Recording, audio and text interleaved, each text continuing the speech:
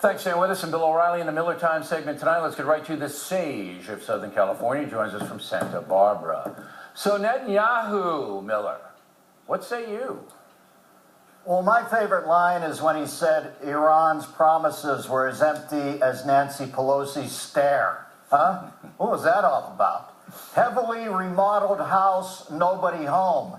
I was hoping that Pelosi and Boehner would have a cry-off somewhere during the day. And you know, the reason he had to come over here and say this is because it's a madhouse. The world's a madhouse. Everybody knows that we should do to Iran exactly what Harry Reid's Bowflex machine did to him a couple months ago. But we're not doing that. We've got this guy coming over here and they're chiding. There you go. That's a good look, huh? Harry, read the bottom line. You're a drip. I heard announcers saying that they thought that Netanyahu's speech was dystopic. That was Amanpour, Miss Amanpour from CNN. To me, putting a guy in a cage and lighting him on fire seems a little more dystopic. For God's sakes, what's going on? I feel like Charlton Heston waking up in the field and the chimp is on top of the pony. I guess at this point, I should just be thankful that the Democrats didn't arrest Netanyahu like that Benghazi filmmaker guy. I don't know what's up. All I know is this. I'm with the Jews in this. I think the other people are crazy. It seems like half our country is wavering on them. No, the poll that came out today in Fox News shows quite clearly that Americans now think that the Obama administration is paralyzed and doesn't know what to do to fight terror or stop Iran from doing anything. All right, now let's get to North Korea, one of your favorite countries. I know you've been there like 5 or 6 times, you and Dennis Rodman. Kim Jong-un, the great leader, is telling his armed forces to ramp up for a war against the USA. How do you think Vegas would handicap that war, Miller? I don't know. This kid looks sharp to me. He looks like a super good... Sure he does.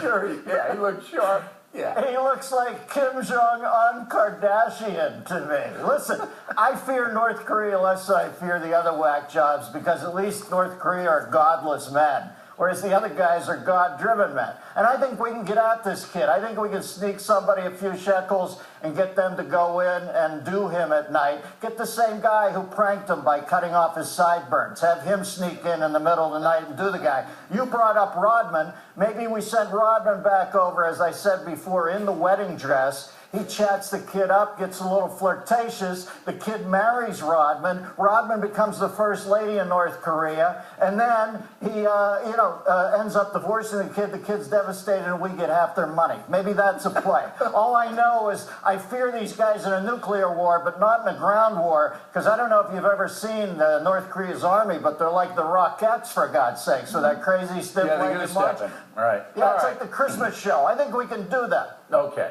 Boston University, where I matriculated, they have a week called Frisky February. I guess that would be a month.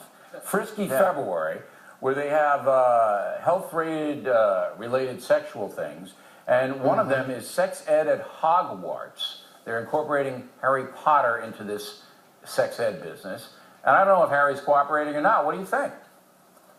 Well, I think during Sex Week, a lot of the kids up there are matriculating 2-3 times a day, Bill. I'd say it's chronic matriculation. All I know is this, you got to watch yourself when you're in college. You can't be that much of a satyr. I knew a guy in college who was very frisky sexually, and he ended up getting Hogwarts, and they had to perform a wandectomy on him, and those wandectomies are not covered under Obamacare even. You know, I took a lab once in sexuality through Harry Potter. I had an early morning lab where we studied Lord Cosby, the potion master. And, you know, there's various ways you can go here, but... I think it would be wise for me not to say anything. No, you want to stay away from that, Billy. Yeah, I still have my BU Just sweatshirt. walk away from it. It never happened. It never happened. Wandectomy. All right. You were an apparition, Miller.